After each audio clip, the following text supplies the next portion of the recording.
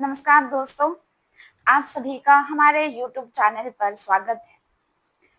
आज हम चर्चा करते हैं वैदिक ज्योतिष्य के बारे में।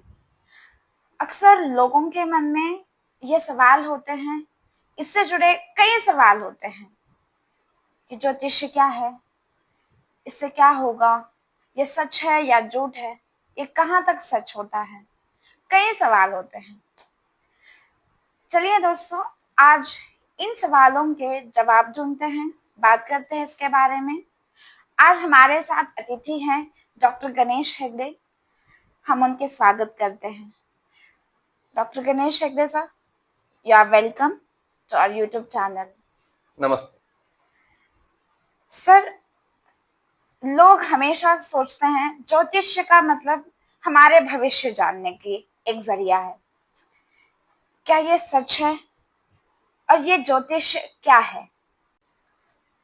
ज्योतिष शास्त्र भारतीय ज्ञान प्रणाली है। ये प्राचीन भी है। इसको वैदिक ज्योतिषी भी कहा जाता है। आजकल जो भारत में या मतलब पूरे विश्व भर में जो भी ज्योतिष चल रहा है वो सिर्फ और सिर्फ फलित ज्योतिषी के बारे में बात करते हैं। लेकिन इसमें 3 स्कंद होते हैं: संहिता, सिद्धांत और होरा। ये तीनों में बहुत गहरा संबंध है।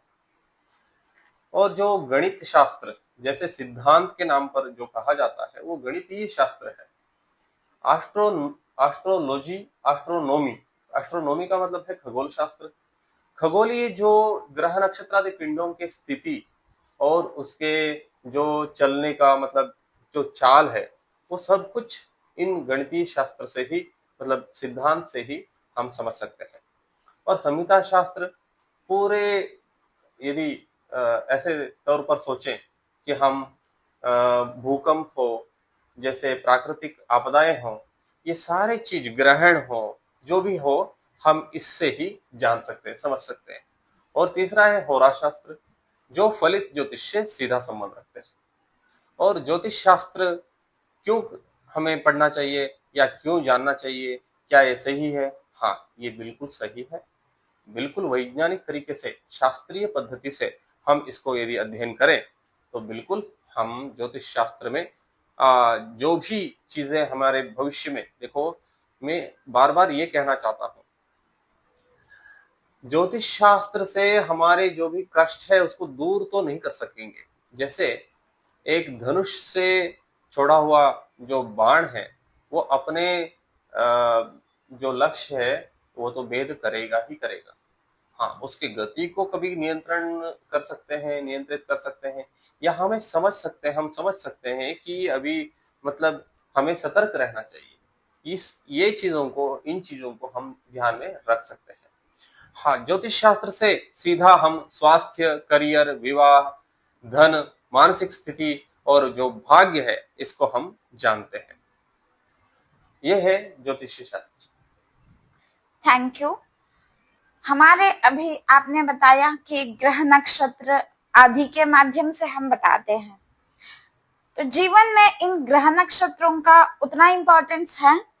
हाँ, ग्रह नक्षत्रों की स्थिति से ही हम इन जो कुंडली बनाते हैं उसमें भी ग्रह नक्षत्रों की स्थिति से ही हम जानते हैं क्या हो रहा है, क्या नहीं हो रहा है। बिल्कुल परफेक्ट मैं बता सकता हूँ कि यहाँ क्या मतलब कौन से ग्रह होते हैं और कौन से ग्रह होने के कारण क्या हो रहा है इनकी जिंदगी में। तो ये बिल्कुल मतलब परफेक्ट हम जान सकते हैं, समझ सकते हैं। हाँ, लेकिन वही कहा मैंने, इसके बाद जो हमारा लक्ष्य होता है, रेमेडीज। जो मतलब जो ग्रह होते हैं वो 9 ग्रह होते हैं। नक्षत्र 27 है, 12 राशि है। इनके बारे में भी पहले हमें समझना जरूरी है। और गणेश जी, हम पहले, आपने ऐसे बताया कि ग्रह नक्षत्र 27 है, 12 राशि भी है, इनके बारे में जानना है। कुंडली में इन सभी का स्थान फिक्स रहता है या ये भी चलती रहती है, ये चलता रहते हैं? चलो, सभी से पहले मैं 9 ग्रहों के बारे में बता ही देता हूँ, क्योंकि ग्रह के बारे में हमें जानना जरूरी है। तो 9 ग्रह में सबसे पहला होता है सूर्य। सूर्य राजा की तरह होता है। सूर्य, चंद्र, मंगल, बुध, गुरु, शुक्र, शनिदेव और राहु और केतु, ये होते हैं नवग्रह। इसको हमें समझने के लिए या याद रखने के लिए संस्कृत में एक श्लोक भी है। नमः सूर्याय चंद्राय मंगलाय बुधाय च गुरु शुक्र शनिभ्यश्च राहवे केतवे नमः। इसमें हमें सारे ग्रहों के नक्षत्रों के सारे ग्रहों के तो हमें इसमें नाम मिल ही जाता है। तो इस श्लोक के जरिए हम उन भगवानों को मतलब ग्रहों को प्रणाम भी कर सकते हैं और इसको याद भी रख सकते हैं। और 27 नक्षत्र अश्विनी, भरणी, कृतिका, रोहिणी इत्यादि 27 नक्षत्र है। और 12 राशि मेष, वृषभ, मिथुन, कर्क, सिंह, कन्या, तुला, वृश्चिक, धनु, मकर, कुंभ और मीन, ये होते हैं 12 राशि। हाँ, इनका स्थान आपने पूछा तो यह क्या इनके स्थान फिक्स होते हैं? ग्रहों के स्थान फिक्स होते हैं? नहीं। ग्रहों के स्थान क्या होता है कि कोई भी मनुष्य पैदा होता है, कोई भी जीवी पैदा होता है या मनुष्य पैदा होता है, उस संदर्भ में मनुष्य के जो जनन काल है, समय है, उस समय में सारे ग्रह नक्षत्र कहाँ कहाँ बैठे हुए हैं ये हमें देखना है। उनका जो भी स्थान अलग अलग हो सकता है। और कुंडली पढ़ के जो ज्योतिष बताने में मैंने तो सुना था हाथ पढ़ते हैं, हाथ में भी देखकर ज्योतिष बताते हैं। और उससे भी ज्यादा मैंने एक्चुअली मेरे पिता से कभी मैंने सुना था कि सवाल पूछकर कि कभी बोलते हैं इतना संख्या, इनमें से कोई भी संख्या बताओ, हम आपके बारे में बताएंगे। ये इनमें से क्या अंतर है, ये इसके बारे में थोड़ा सा प्रकाश डालिए। देखिए, वैदिक ज्योतिष शास्त्र ही सबका मूलाधार है, सभी चीजों का मूलाधार है। आज के डेट पे जो हस्तरेखा विज्ञान कहते हैं, हाथ के रेखाओं को देखकर जो आपको भविष्य बताना, अंक ज्योतिष्य कहते हैं कि इसको न्यूमरोलॉजी से भी जाना जाता है। तो ये भी एक प्रकार से वैदिक ज्योतिष्य का ही भाग है। और उसके साथ साथ हम ये कहें कि वास्तु भी वैदिक ज्योतिष्य और वास्तु दोनों साथ साथ गहरा संबंध रखते हैं। तो मतलब हर चीजें आप ले तो वो सभी चीजें या सभी शास्त्र, आपने कहा जो नंबर बोल के या तो मतलब कोई प्रश्न पूछ के उसके स्थिति जानना, इसको प्रश्न मार्ग कहते हैं। ये जो भी चीजें हैं वैदिक ज्योतिष का ही एक अंग माना जाते हैं। वैदिक ज्योतिष मैंने पहले ये नहीं बताया शायद। वैदिक ज्योतिष वैदिक क्यों कहते हैं? ये वेद से संबंधित है। 4 वेद हैं हमारे पास, ऋग्वेद, यजुर्वेद, सामवेद और अथर्ववेद।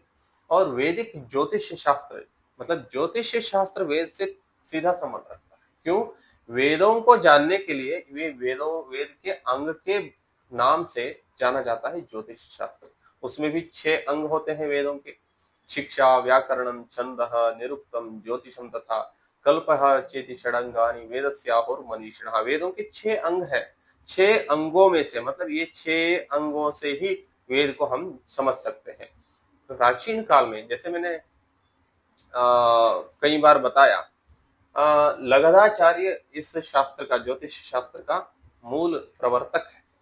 लगधाचार्य ने ज्योतिष शास्त्र को इसलिए प्रारंभ किया, उस समय यज्ञ याग बहुत करते थे ऋषि मुनियों ने। तो यज्ञ याग करने के लिए एक समय निर्धारण करना आवश्यक था। उस समय के लिए, मुहूर्त निकालने के लिए उन्होंने ज्योतिष शास्त्र का आरंभ किया। ये ग्रह यहाँ बैठे हुए हैं तो वे यज्ञ के लिए अच्छा है।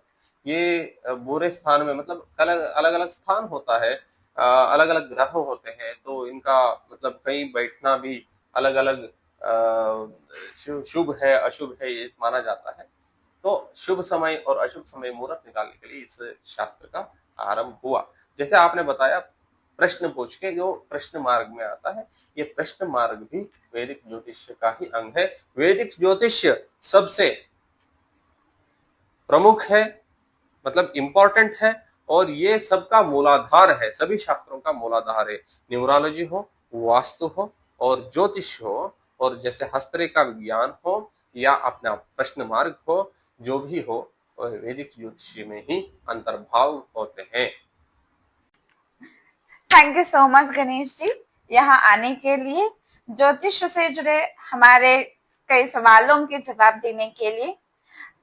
एक्चुअली ये शुरुआत है, हम आपसे और भी जुड़े रहना चाहते हैं।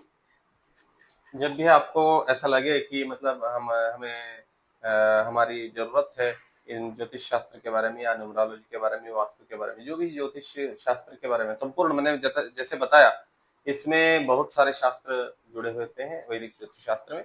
जो भी आपके सवाल है उसके लिए जवाब देने के लिए मैं तैयार रहता हूँ। तो आप कभी भी बुलाइएगा, मैं आके जवाब देने की कोशिश करूंगा। हाँ, दर्शकों के लिए भी मेरा आग्रह है, वैसे जो कमेंट बॉक्स में उनका जो भी संदेह है वो लिखे, आपके माध्यम से मैं उसका भी यदि सवाल का जवाब देने की कोशिश करूंगा। और मैं आपको फॉरवर्ड कर दूंगी। जी जी जी मैम। चलिए दोस्तों, थैंक यू। आपके कोई भी सवाल हो ज्योतिष से जुड़े, आप हमें बता सकते हैं, हमारे कमेंट बॉक्स पे कमेंट कर सकते हैं। और don't forget to like, comment and share this channel. Thank you. धन्यवाद।